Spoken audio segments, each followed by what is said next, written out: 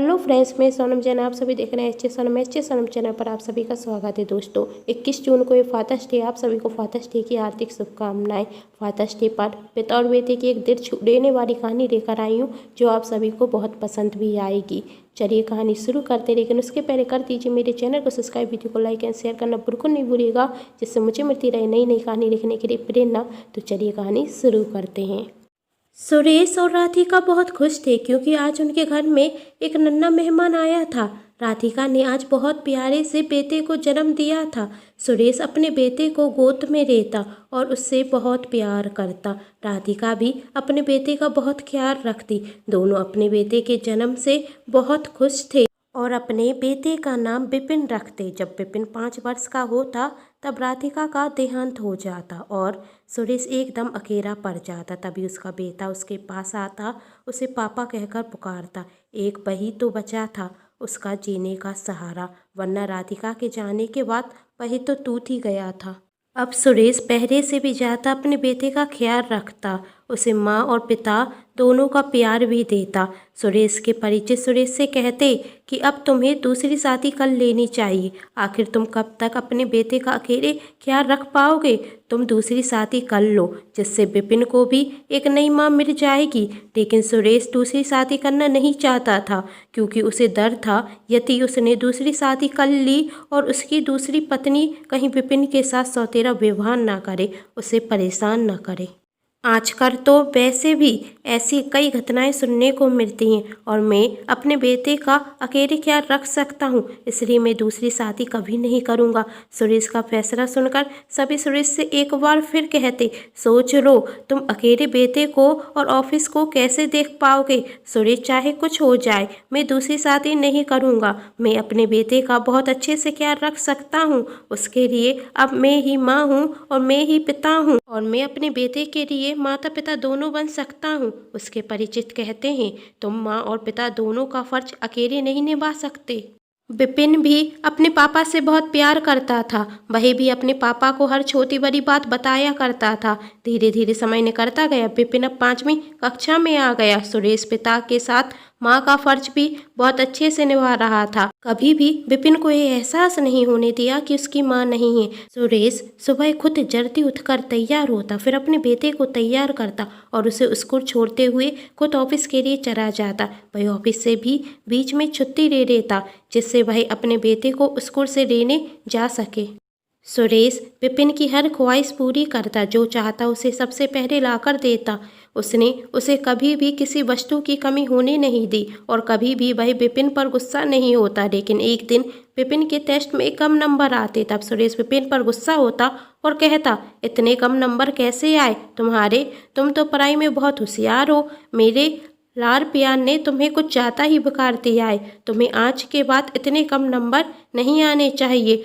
अपने पापा का इस तरह गुस्सा करना विपिन को पसंद नहीं आता और वह सोचता है कि मेरे पापा गंदे हो गए हैं, वह अब मुझसे प्यार नहीं करते, इसलिए वह घर छोड़कर कहीं चला जाता।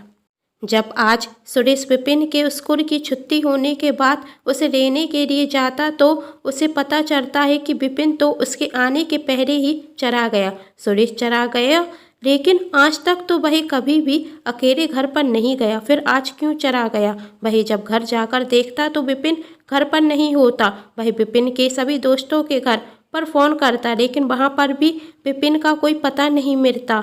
सुरेश विपिन को हर जगह देखता, लेकिन विपिन उसे कहीं नहीं मिलता। सुरेश विपिन को ढूंढने की हर संभव कोशिश करता, लेकिन उसकी हर कोशिश नाकामयाब होती। विपिन के चले जाने से सुरेश बहुत परेशान हो जाता। अब उसका किसी भी चीज़ में मन नहीं लगता, ना ही वह ऑफिस जाता और अब तो उसने खाना पीना भी छोड़ दिया।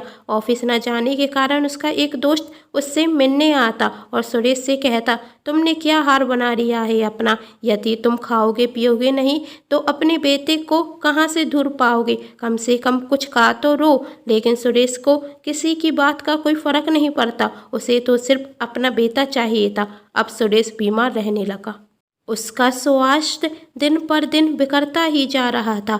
सबके मन में सिर्फ एक ही सवाल उठ रहा था कि विपिन कहाँ है। विपिन आ जाता तो सुरेश के स्वास्थ्य में कुछ तो फर्क पड़ता। विपिन जो अपने पापा से गुस्सा होकर अपने दोस्त के घर जाकर चुपके से रहने लगा था, वह इस बात से अनजान था कि उसके पापा उसके न होने से बीमार हो गए हैं। और यह भी सच था कि विपिन को भी अपने पापा के बिना वहाँ पर रहना अच्छा नहीं लग रहा था।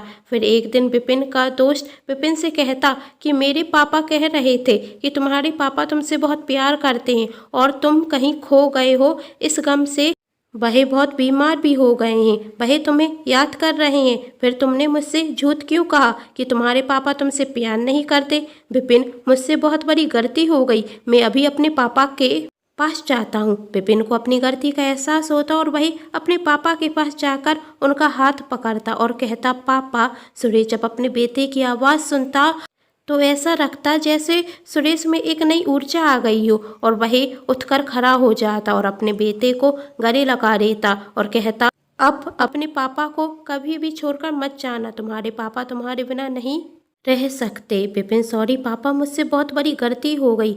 मुझे लगा कि अब आप मुझसे प्यार नहीं करते, इसलिए आप मुझसे गुस्सा हुए। सुरेश बेटा, आपके पापा आपसे बहुत प्यार करते हैं, आज के बाद ऐसा कभी मत करना।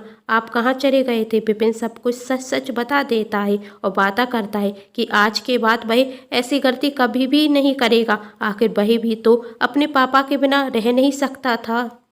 विपिन को अपनी गलती का एहसास होता और वह अपने पापा से माफ़ी मांगता है। यदि माता पिता कभी बच्चे से गुस्सा हो जाएं तो इसका मतलब यह नहीं कि वह हमसे प्यार नहीं करते। यदि वह आपसे गुस्सा होते हैं तो आपके अच्छे के लिए होते हैं। ये छोटी सी कहानी आप सभी को कैसी लगी मुझे कमेंट बॉक्स में ज़रूर बताएं। यदि कहानी पसंद आई हो तो चैनल को भी सब्सक्राइब जरूर कर लीजिए, क्योंकि जब भी मैं लेकर आऊँ नई नई कहानियाँ तो आप सभी को पता चल सके। कहानी पसंद आने पर चैनल को सब्सक्राइब, वीडियो को लाइक एंड शेयर जरूर कीजिएगा। Thanks for watching.